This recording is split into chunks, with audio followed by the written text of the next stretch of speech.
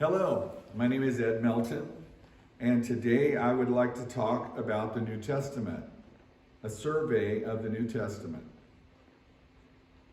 The New Testament, which is just another word for covenant, is a collection of 27 books written by one author, God Himself, approximately 9 human authors.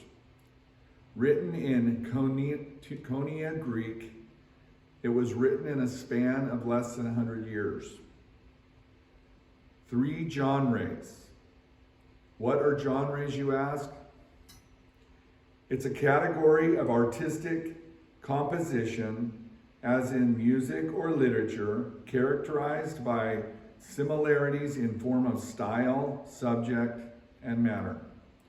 First, we're going to talk about the historical narrative, which is basically a story being told. The first 5 books, Matthew, Mark, Luke, John, and the book of Acts, are books of historical. They are stories.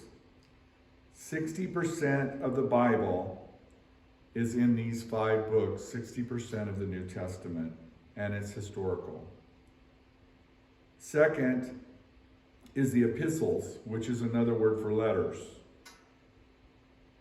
The next 21 books, Romans through Jude, are letters.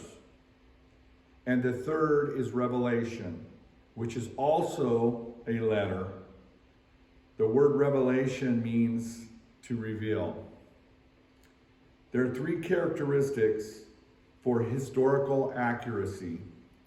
We need to know that the people in which these books were written were either apostles to Christ or were close associates with eyewitnesses to Christ and his teachings.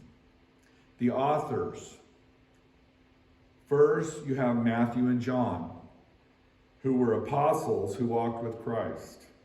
They saw his teaching, they saw his healings, they saw his good works. Then you also have Mark and Luke. Mark was a very close associate to Peter, and Luke was a close associate with Paul. Paul, by the way, had an encounter with Christ himself on the road to Damascus. Also spent quite a few years with the disciples after his encounter with Christ and his conversion. He wrote 13 of the letters, and the rest of the books, Peter was of course written by Peter, and James and Jude, the brothers of Christ. So second, there's a textual authenticity. We have manuscripts. We have thousands of manuscripts which go back to the time almost when it was originally written.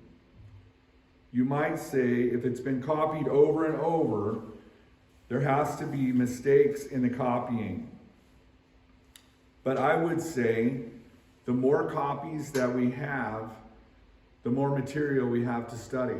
The more material we have to look back and see if there were words that were wrote down wrong or something transcribed wrong. We have all these copies to look over. The third is divine authority. These 27 books were established by God. The church did not establish the New Testament. The New Testament established the church. Canonization is a Greek word, canon, which means to list or measurement of authority.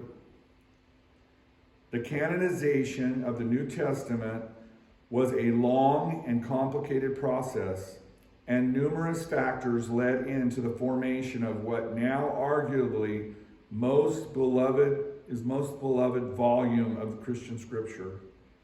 We understand by history of the canon. Christians today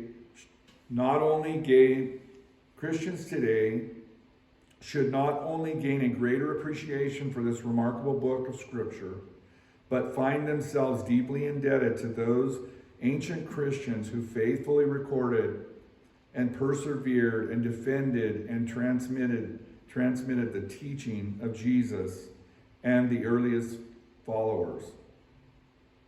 It is fascinating how God worked through human beings to process and decide what books in the New Testament would be canonized. There were at least 3 or more ways they would decide. First, the teaching must conform to the gospel teaching. Secondly, there must be universal acceptance. The church as a whole must find it authoritative. And thirdly, it must be written by an apostle or one of their associates. These books of the Bible were not decided by Christians, but by the contents that were discovered by the Christians. And in it was connected to Jesus. Also, that it matched theologically and historically accurate. 2 Timothy 3:16 says, all scripture is God-breathed and useful for teaching, rebuking, correcting, and training in righteousness. Thank you.